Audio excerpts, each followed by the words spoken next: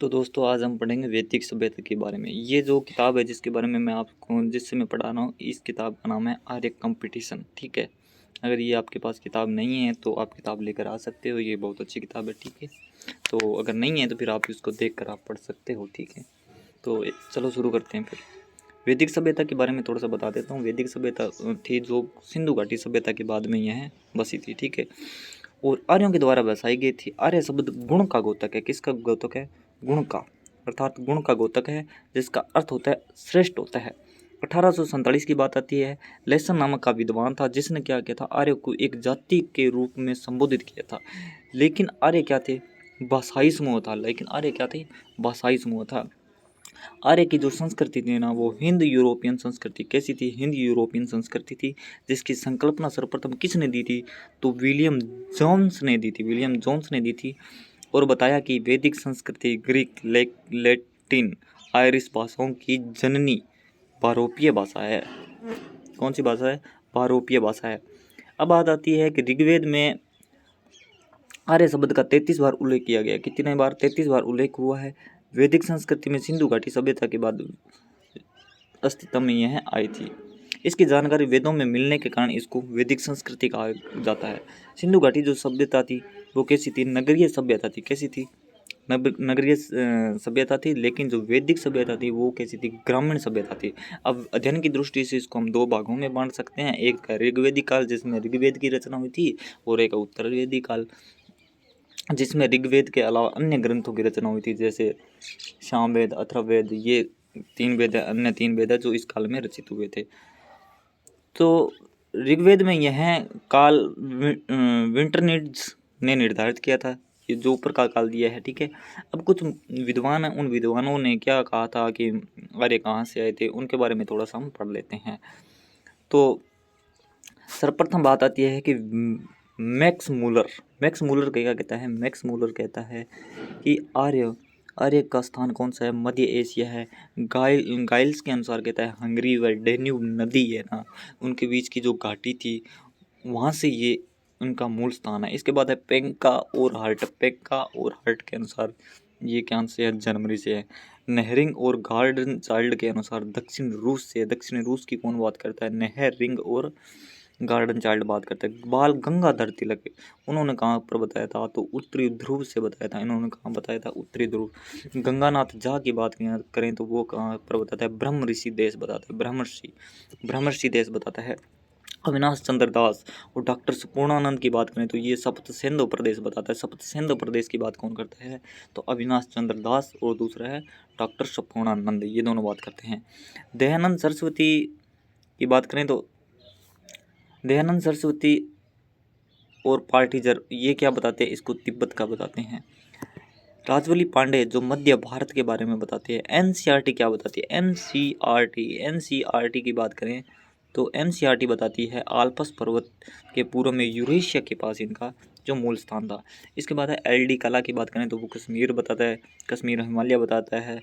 और डीएस त्रिवेदी के अनुसार इनका जो मूल स्थान है वो कौन सा? देवी का प्रदेश। वो कहाँ पर पड़ता है? तो मुल्तान में पड़ता है। कहाँ पर पड़ता है? मुल्तान में पड़ता है। इसके बाद है बेनेफे के अनुसार इनका मूल स्थान था वो क्या था? काला सागर था। कौन सा था? काला सागर। इसके बाद हम थोड़ा सा आगे पढ़ लेते हैं। तो भगवान दास गिडवाणी के अनुसार उन्होंने अपनी पुस्तक कौन सी थी? रिटर्न ऑफ द आर्यंस, यानी आर्यों का मूल स्थान इन्होंने भारत को ही माना था। कौन सा? भारत माना था। बाल गंगाधर तिलक जिनकी एक पुस्तक है आर्कटिक होम इन द वेदांत, इन्होंने आर्यों का मूल स्थान कौन सा माना है? उत्तरी ध्रुव माना है। कौन सा? उत्तरी ध्रुव माना है। कि इन्होंने बाल गंगाधर तिलक ने माना है। इसके बाद है सर्वप्रथम जेसी रोड जो आर्यों का मूल स्थान कौन सा माना? तो मध्य एशिया को माना था। किसने? जेसी रोड ने माना था। किसने? जेसी रोड ने माना था।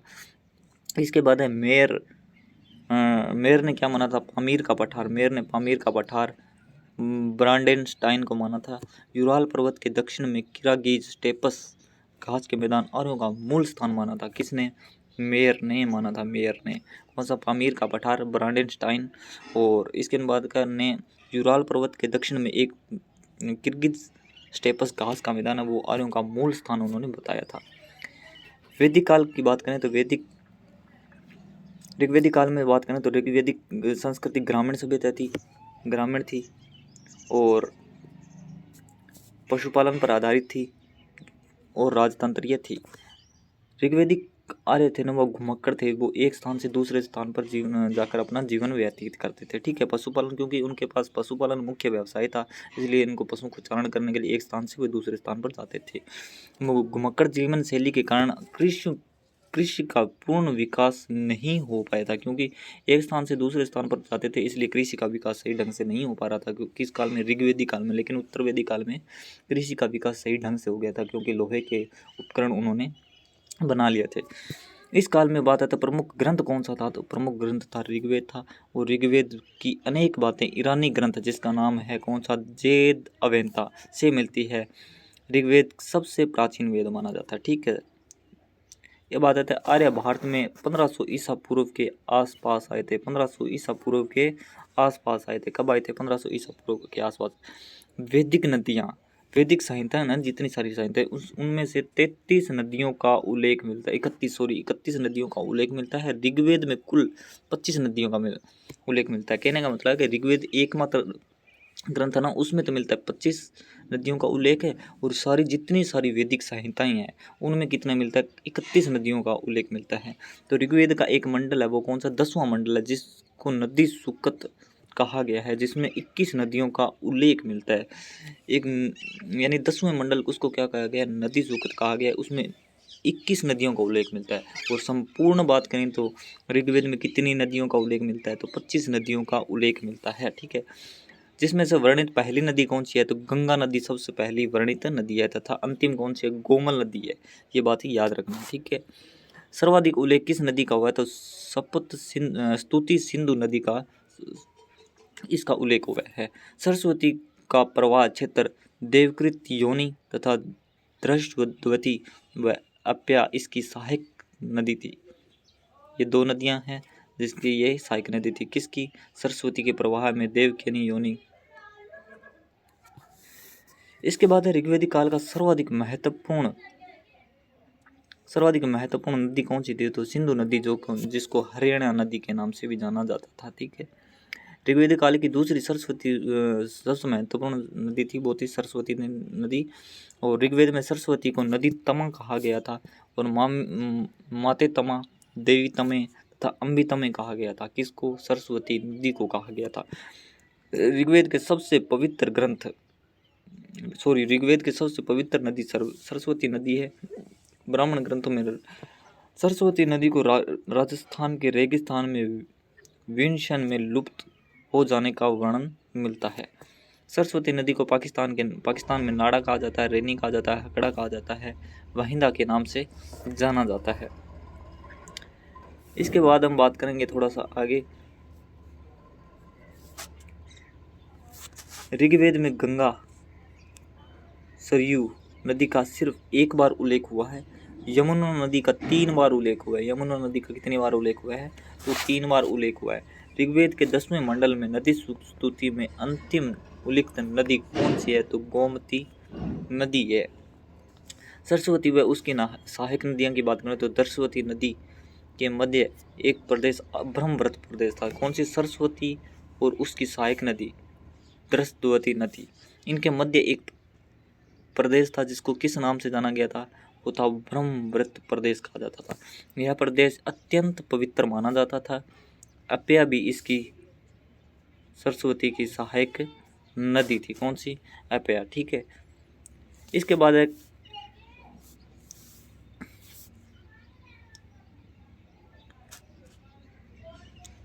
ऋग्वेद में वर्णित अधिकांश नदियां गंगा यमुना के पश्चिम क्षेत्र में बहती थी। ऋग्वेद में जितनी सारी जो नदियां वर्णित नदियां हैं वो कहाँ पर बहती है? गंगा और यमुना के पश्चिम क्षेत्र में बहती है। मुख्यतः ऋग्वेदिक आर्य सिंधु व उसकी सहायक नदियों के क्षेत्रों में रहते थे। कहाँ पर रहते थे? तो सिंधु और उसकी जितनी भी सहायक नदियाँ उनके क्षेत्रों में रहते थे। और उस प्रदेश को किस नाम से जाना जाता था? तो सप्त सिंधु प्रदेश के नाम से जाना जाता था। ऋग्वेद के नदी सूक्त में व्यास नदी को परिगणित नदी कहा गया था। क्या कहा गया था?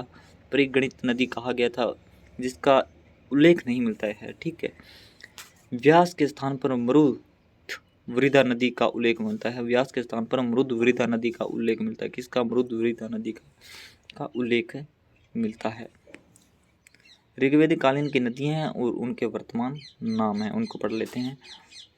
तो सतलुज को सतूत्री कहा जाता था, चिनाब को अश्किनी कहा जाता था, सिंध को सिंधु कहा जाता था, गोमल को गोमती कहा जाता था, सोहन को सुषोमा कहा जाता था, व्यास को विपाशा कहा जाता था, रावी को प्रूषणी कहा जाता था। इस नदी के किनारे कौन सा युद्ध हुआ था? तो आप मुझे कमेंट करके बताना, ठीक है। झेलम के किनारे झेलम का प्राचीन नाम वितिस्ता था, कुर्रुम का नाम क्रुमो था, काबुल का कुंभा था, और स्वात का सुवास्तु था, और गंडक का सदानीरा था, ठीक है। तो इनमें से बात करें तो कुंभा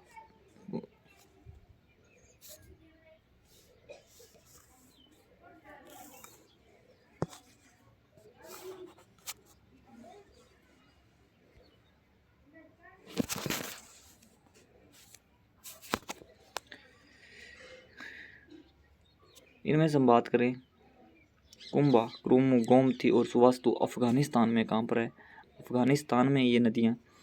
इसके बाद है कि पंजाब का नाम सतलज, रावी, चिनाब, झेलम, व्यास नदियों के संगम पर पड़ा था। क्योंकि ये 5 नदियाँ, इन 5 नदियों के आब दोआब के कारण इसका नाम क्या पड़ा था? पंजाब पड़ा था इस क्षेत्र का, ठीक है। तो आर्यवर्त की बात करते हैं। आर्यवर्त कौन सा क्षेत्र था? हिमालय से विंध्य पर्वत तक और पूर्वी समुद्र से पश्चिमी समुद्र तक संपूर्ण भाग को आर्यवर्त कहा जाता था। यानी पूर्वी समुद्र से पश्चिमी समुद्र तक संपूर्ण भाग को आर्यवर्त के नाम से जाना जाता था। ऋग्वेद में हिमालय एवं उसकी चोटी मुंजवत पर्वत का वर्णन मिलता है। ऋग्वेद में हिमालय पर्वत और उसकी एक चोटी थी जिसका नाम था मुंजवंत पर्वत। और मुंजवंत पर्वत किसके लिए प्रसिद्ध था? तो सोम रस के लिए वह प्रसिद्ध थी। ऋग्वेदिक काल की राजनीतिक व्यवस्था के बारे में हम थोड़ा थोड़ा पढ़ेंगे।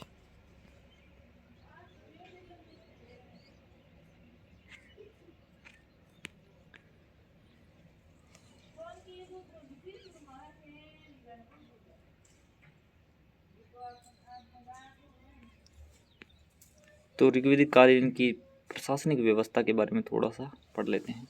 ऋग्वेदिक कालीन की राजनीतिक व्यवस्था के बारे में पढ़ते हैं। सबसे पहली जो छोटी इकाई थी उस इकाई का नाम था, क्या नाम था? तो सबसे छोटी इकाई थी कुल।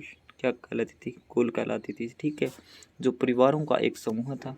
ग्राम की बात करें तो सब ऋग्वेद काल में ग्राम सामान्य सभ्य जनों का एक समूह को इंगित करते थे। कहने का मतलब है सबसे छोटी इकाई थी कुल से मिलकर ग्राम मिलते थे। ग्रामों के समूह को विश्व कहा जाता था और बहुत सारे विश्व मिलकर जन का निर्माण करते थे, ठीक है। ग्राम का जो मुख्य होता था उसको ग्रामणी कहा जाता था और अनेक ग्रामों का समूह विश्व कहलाता था। और विश्व का ऋग्वेद में 170 बार उल्लेख किया गया था और उसके प्रधान को विश्वपति कहा जाता था। जन अनेक विश्वों का समूह था और उसके मुख्य को जनपति कहा जाता था। अब बात कर लें थोड़ी सी आगे की ओर। ऋग्वेद में बात करें तो ऋग्वेद में अगर बात करें तो जन शब्द का 275 बार उल्लेख मिलता है। कितना? 275 बार उल्लेख मिलता है, जो सर्वाधिक है। जनपद शब्द का उल्लेख एक बार भी नहीं हुआ है क्योंकि उस समय जनपद विकसित नहीं हुए थे। छोटे छोटे जन थे। ये उत्तर वैदिक काल में जनपद कहलाए थे। जितने सारे जन थे। राजा एवं पृथ्वी शब्द का एक बार उल्लेख मिलता है। किसका? राजा और पृथ्वी, इनका एक बार उल्लेख मिलता है। इंद्र का 250 बार इसका प्रयोग हुआ है। इंद्र के लिए कितना? 250 बार शब्द प्रयोग हुआ है। ऋग्वेद में देश और राज्य के लिए राष्ट्र शब्द का प्रयोग किया गया था। किसके लिए? देश और राज्य के लिए। किंतु यह संप्रभुता संपन्न राज्य का सूचक नहीं था। इसके बाद हम बात करते हैं राजा कैसा था उस समय। ऋग्वेदिक काल में राजा के क्या था? इस काल में क्या हुआ था कि राजा का जो पद था ना वो अनुवंशिक हो चुका था। यानी एक राजा का पुत्र ही आगे राजा बनेगा, किंतु उसके अधिकार असीमित थे। उन पर अधिकारों पर प्रतिबंध लगाता था। जो क्या करती समिति थी ना, समिति, उसके द्वारा राजा चुनने का उल्लेख भी मिलता है। ऐसा नहीं कि राजा यहाँ पर अपनी मनमानी कर सके। ऋग्वेद के ऐत्रेय ब्राह्मण है, कौन सा ऐत्रेय ब्राह्मण में राजा के निर्वाचन संबंधी सूक्त है, वो क्या है, राजा के निर्वाचन संबंधी सूक्त उसमें मिलता है। राजा कबीले का संरक्षक था जिसे गोपाजन्य कहा गया था, पुरा बेता कहा गया था, यानी नगरों पर विजय पाने वाला, नगरों पर विजय पाने वाला उसको कहा गया था। राजा के लिए गोप शब्द का प्रयोग किया गया था।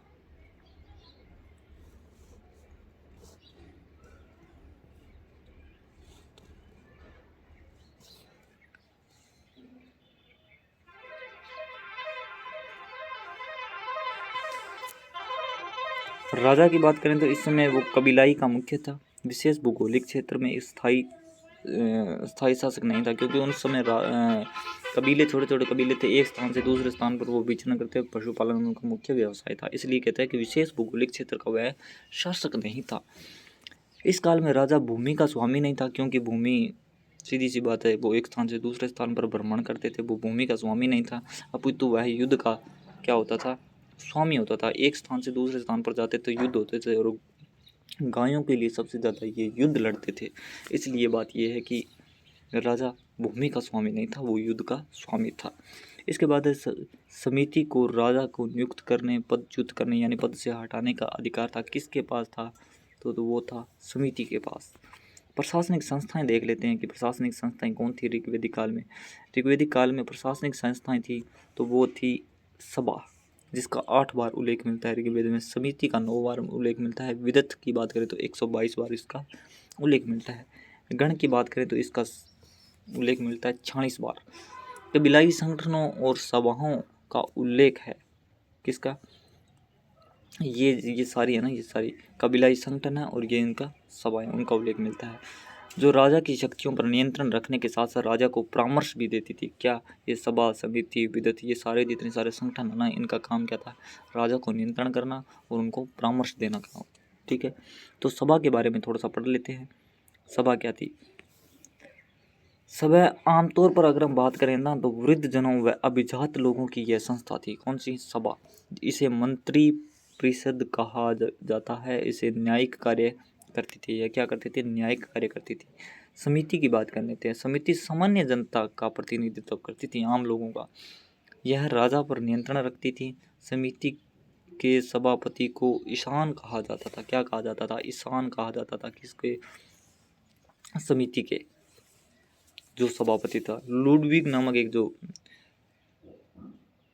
विद्वान है जिसने क्या कहता, सभा को उच्च सदन कहा था और समिति को लोअर सदन कहा था, निम्न सदन कहा था। विदत क्या थी, आर्यों की सबसे प्राचीन संस्था थी, कौन सी थी, विदत। आर्यों की सबसे प्राचीन जो संस्था थी वो कौन सी थी, विदत थी।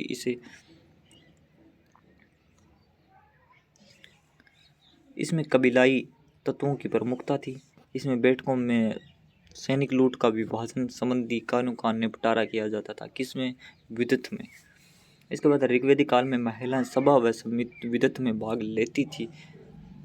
ऋग्वेद में वर्णित शरग, व्रात, गण आदि संभवतः सेना की इकाइयां थी। कौन कौन सी थी, तो सेना की इकाइयां थी। शरग, व्रात, गण आदि संभवतः क्या थी, सेना की इकाइयां थी।